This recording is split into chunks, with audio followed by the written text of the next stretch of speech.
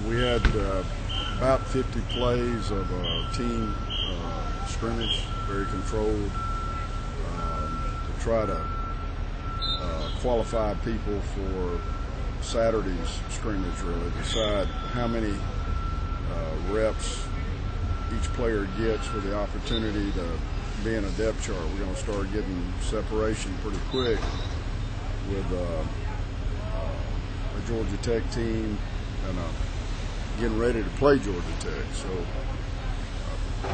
very important work here that'll be evaluated on film by the coaches over the next 3 or 4 hours. We have to separate as coaches what's learning and maybe what's maturity. See if there is who has the opportunity to gain from the amount of work we got left ahead of us. There really is probably, saying we put 60 on the bus, and that's probably a low number. Drive over to Atlanta, there's probably a 15-man riding on this. I mean, those are very general numbers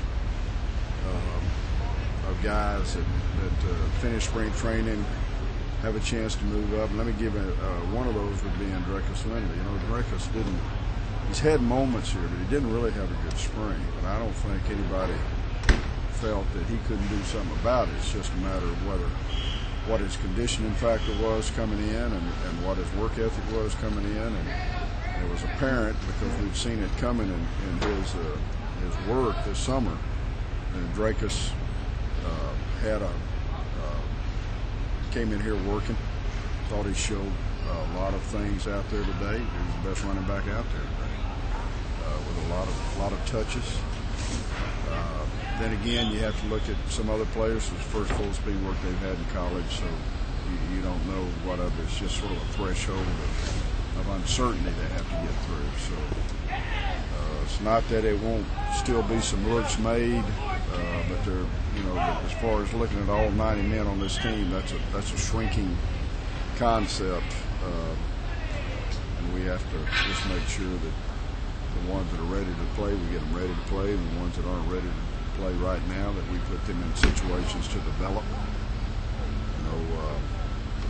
Really, if you play 3 out of 5 years in college, you've had a great college career. So I think sometimes with our numbers, we get to thinking guys got to prove they play the first, even second year, which is to some degree a little unrealistic.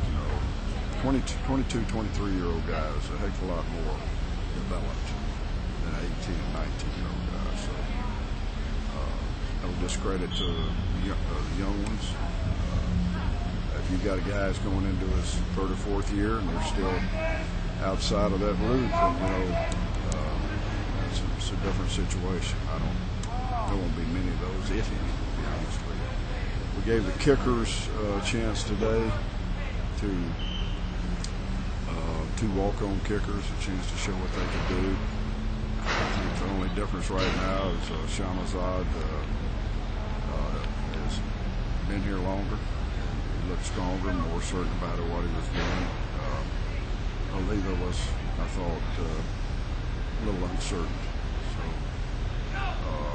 and still, I just be honest with you, in the back of my mind, Patrick Tatum can do all of it. I'm just really trying to keep that from happening. I think it's tough to keep all that developed every week with practice routines. So, quarterback-wise, Brooks was inconsistent. He had some really good plays, had some very bad plays.